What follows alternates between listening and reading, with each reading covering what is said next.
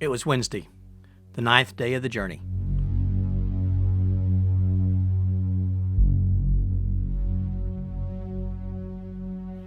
The Evans Cherokee Company arrived at the Cottonwood Fork.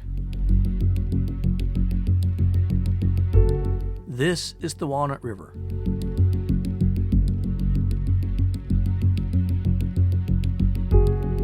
And it marks the next chapter of their adventure.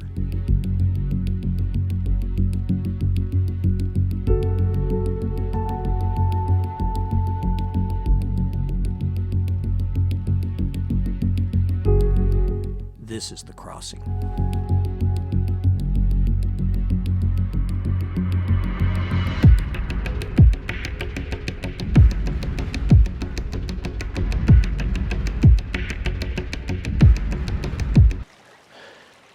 Well, day 9 brings us here. This is the Walnut River, and this is where they did the river crossing, and they camped here that spring of 1849.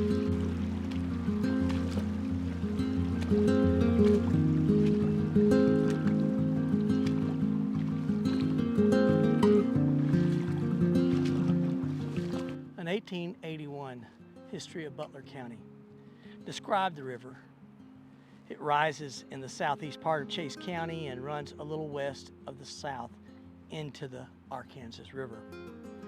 Another earlier writer noted fire is the reason for the absence of trees and hence wood here.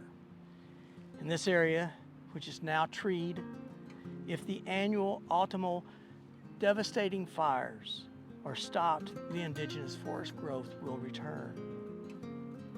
The 1849 campsite was at the traditional Osage crossing of the river, just south of the town that is now El Dorado. In 1857, a company of settlers led by Samuel Charles Stewart chose a town site based on the Cherokee Trail crossing of the Walnut River. Augusta Stewart recorded traffic throughout the 1850s and 60s. From this camp to the next, the 1849 Evans Cherokee Company track was the same as the Osage Trail.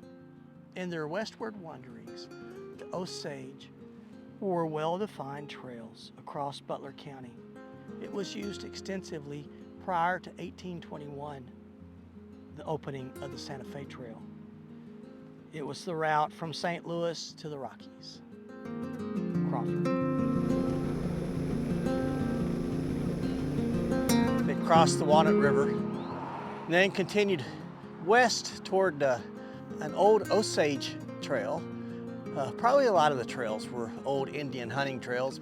As they followed that, and then Brian brought me here to this cemetery just a couple of weeks ago and used his dowsing to indicate the trail passed from west to sort of northwesterly. How did they know about these old Indian trails? Maybe it was word of mouth. You know, the Cherokee were not Plains Indians, the Osage were. So maybe the tales traveled and stories traveled, I don't know. But somehow they knew a new chapter had begun, and now they were beginning the crossing.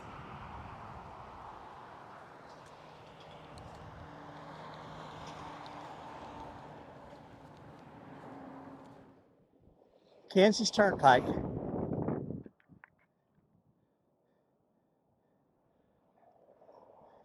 Trail crossed out through here. Pot one is 11 miles.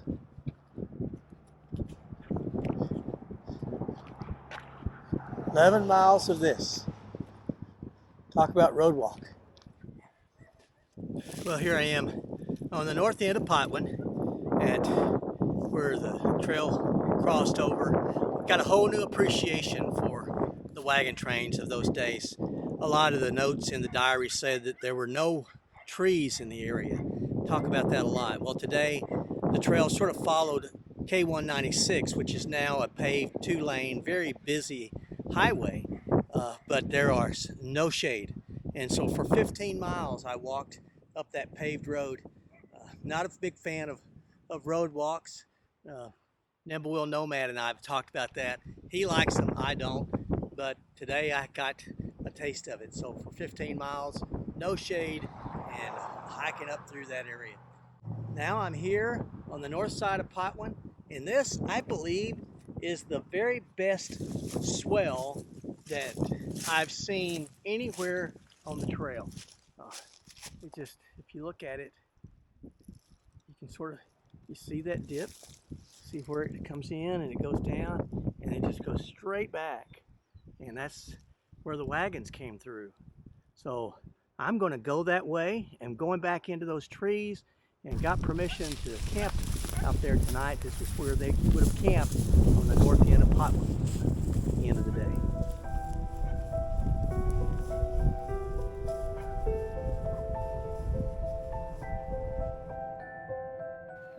This old tree behind me looks like it has tales to tell. So I wanted to sit here in front of it and share with you what was going on in 1849 on the Cherokee Trail. This is north of Potwin. It's in the Wildcat Creek area, but I'm right in the middle of one of the swells that comes up through this area. And that's where my tent is set up. Feels really awesome to know that I'm where they were so many years ago. The 1849 company's first encounter with buffalo droppings was in this area, but they didn't see any buffalo there either. Well, today was a 15-mile day for me, coming up K196, I think it is, and just road walk the whole way. Once I left Mike's place there at the Walnut Creek, and I left out about 6:30 this morning and got here about 3 o'clock. It's a hot day today, no shade, and I thought of the diaries of those travelers as they talked about coming across this land with no trees at all. Well, there are trees today, some trees, but in that time they couldn't even find wood to make fire with.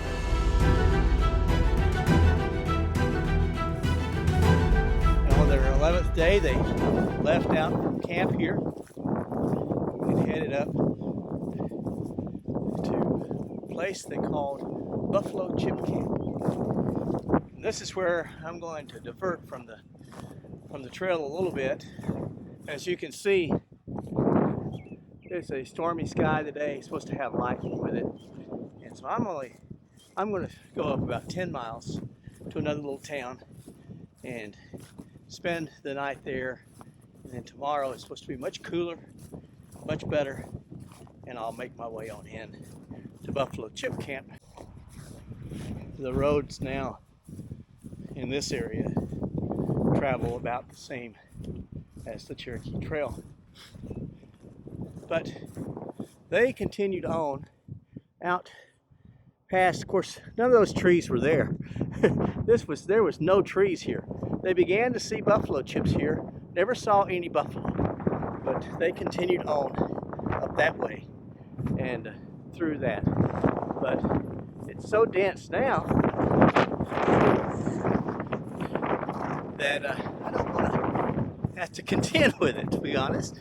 So I'm going to follow the road and head on up that way. So come on. Well, the wind's died down a little bit, but it was windy last night. Man, I thought my tent was either breathing really hard or it was going to blow away. It would suck in and suck out, but it held up well. And, got up this morning. All of my stakes were still firm into the ground. I used the MSR groundhogs, and they work really well for me. And then yesterday evening, after I was getting settled, had two visitors. Cynthia, it's great to meet you. Cynthia drove over. She is a retiring school teacher and loves the Cherokee Trail. She is carrying on her father's legacy with this. He loved the Cherokee Trail, and he talked about how that it went through this little town of Potwin. And so Cynthia was a major force in getting the city's permission to place these signs of the Cherokee Trail crossings. So really, really neat there to talk with her. And then had young Chase. Chase came riding in on his horse and stopped, and we had a great visit. Talented young man, just renews your confidence in America's youth. He is the real deal. Beautiful horse, and he can manage that. He knows everything about setting that horse up. The horse obviously loves Chase. So Chase, he showed me some roping, and we had a great visit. He had a lot of questions about crazy old men who walk, and not his words, mine. Very respectful young man. Really enjoyed visiting with Chase as well. So thank you guys for breaking up my afternoon and evening. If you look out through here,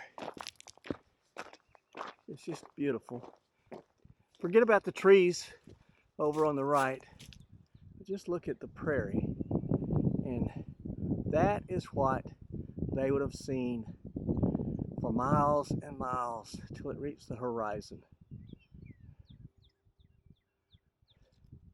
When I'm in the mountains, I love to see the vistas where looks like rows and rows of mountains that sort of fade into the sky. Well, this is similar. Not mountains, but land that just goes on and on until it melts into the sky. Wonder if I get wet today. What do you think? You know, right here on the corner of 90th and Diamond is where they would have cut through and come straight across. I'm going to go up and zigzag into it again because Chase told me I could probably go across this field, but I haven't talked to the property owner. I really don't feel good about that. But you know, if you again take out the trees and just look at the grass, that's what they would have looked at for miles and miles and miles. This is Henry Creek Farms. It says it was established in 1876. That's pretty neat. Look at this open prairie. Pretty. Very unique beauty to it. Every small town, every small village, it has its legends. And Potwin is no different. It has a legend that I think is worth sharing. When I got into town yesterday, I stopped at a gas station. Young lady was working there. We started talking about the Cherokee Trail, and then she started talking about the Osage who lived here in this area. She said her grandmother is 102 years old, and she told a legend about a young Osage princess who died in the area and was buried just on the outside of Osage with her horse. Now I'll tell you the story. I'm going to embellish it a little bit because I don't know the details, so I'll just sort of fill in the blanks. But this young princess was the beauty of the Osage people. She was always kind and good and generous, and she did everything she could to bless the people. Fever came through, and while she was helping all of the sick, she got sick herself. And she got so sick that she died. Besides her father and mother, the one thing that loved her the most was her horse. And when she died, the horse was so grief-stricken that it died too. But they went outside the area and they buried her and her horse together. And the grandmother said that in her lifetime, 102 years, Potwin had never been hit by a tornado. Now, in the middle of Kansas, that's saying something. So 102 years, no tornadoes. And she said the reason was because of the love of this young princess protected it. What do you think? I don't know. After a half a day of travel from Potwin, which would have been over the rise there, straight back, and that's more in keeping with what they was seeing, just this green, tall grass prairie. And they arrived here, crossed this spot. Of course, no farms were here, no roads were here. Kept on going. past where is today Elbing, that's my stop for the day, but they would have gone on past and stopped at a place they called Buffalo Chip Camp.